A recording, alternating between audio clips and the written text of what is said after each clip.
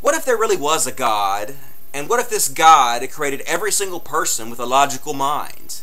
And what if every single person could use their logical mind to examine the evidence before them, and based solely upon that evidence decide what is more likely to be true than not? And what if this God that created all of us with logical minds got very angry at those who decided not to use their logical minds that he granted them with, and instead used faith to decide what they wanted to believe in? And what if this God was so enraged by people who use faith instead of logic that he decided to torture them forever and ever and ever when they die?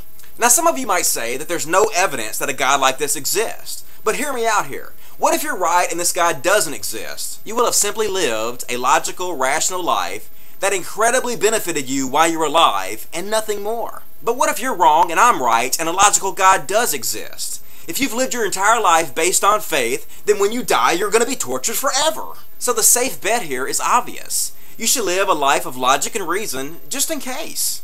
I call this Dusty's Wager. And I came up with this the other day when I realized that I have a very logical mind.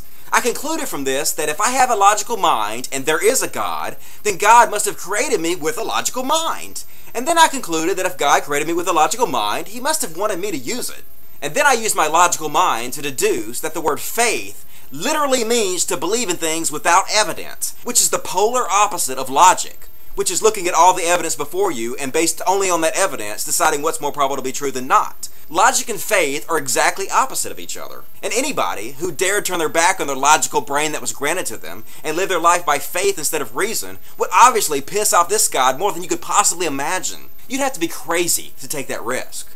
So I suggest you live your life based on logic and evidence instead of fantasy and superstition. Not only might this save you from an eternity of torture, but even better, it will keep you from wasting your one and only life that you get on this planet believing in fairy tales like some gullible idiot. For the Cult of Dusty, I am the People's Atheist, Dusty Smith.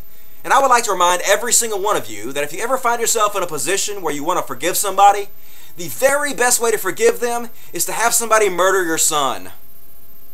Logic.